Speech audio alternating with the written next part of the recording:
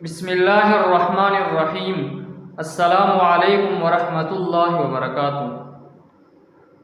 बहुत से लोग इस तरीके से सजदा करते हैं कि उस सजदे की वजह से उनकी नमाज टूट जाती है।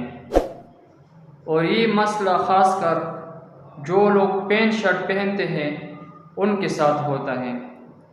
हमारे एक मौलाना साहब थे, वो कह रहे थे कि मैं एक मस्जिद में नमाज़ पढ़ने के लिए चला गया तो उधर एक आदमी पैंट शर्ट में नमाज़ पढ़ रहा था।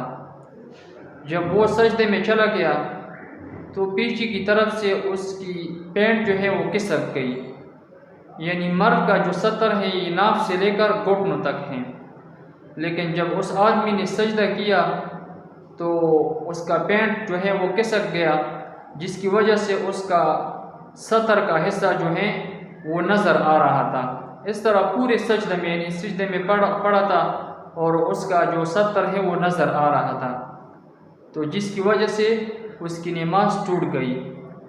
तो इसलिए ख़ासकर पैंट शर्ट वालों को ये एहतियात करनी चाहिए कि ऐसा पैंट ना पहने जो ज़्यादा टाइट हो, जिसकी वजह से सजदे की हालत में इंसान का सतर नज़र आए, क्योंकि अगर सतर नज़र आए तो उसकी वजह से उनकी नमाज जो है वो टूट जाती है।